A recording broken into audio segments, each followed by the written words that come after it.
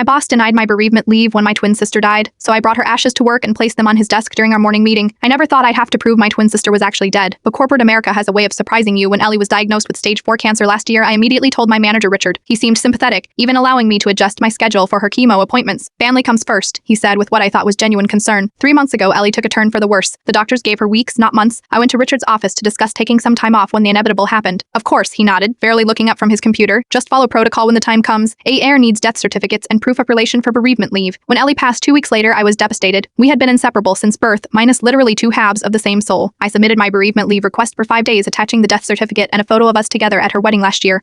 The next morning, I received an email from Richard. Request denied. Company policy only grants bereavement for immediate family, parents, children, spouses. While I sympathize with your loss, siblings are only eligible for 1 day off, which you can take unpaid. Ichunji Esther has flagged that you share the same last name. Minus, please provide further documentation proving relation. I stared at my screen in disbelief. My identical twin sister was an immediate family, and they needed proof we were related despite us being identical. I replied with our birth certificates and a polite explanation about twin sisters typically sharing the same last name and parents. Richard responded that he'd check with Hacker, but meanwhile I should maintain productivity targets that night. As I sat with Ellie's urn waiting for the memorial service plans to be finalized, something inside me snapped. The corporate dehumanization of my grief was the final straw. The next morning, I walked into our 9 a.m. team meeting carrying a small velvet bag. Richard was already presenting quarterly targets when I calmly placed Ellie's urn on the conference table. Since you needed additional proof that my twin sister existed and has died, I thought I'd introduce you all. This is Ellie. She was my identical twin for 34 years until cancer took her last week. These are her ashes. The room went completely silent. Richard's face drained of color. I'll be taking the rest of the week off for her memorial service, I continued. If you need further documentation, you can explain to everyone here why a twin sister isn't considered immediate family. I left the urn on the table and walked out. 10 minutes later, I received an email approving my bereavement leave minus for the full 5 days paid. By afternoon, the company announced a revised bereavement policy extending coverage to siblings. When I returned the following week, Richard avoided eye contact. My colleagues, however, stopped by one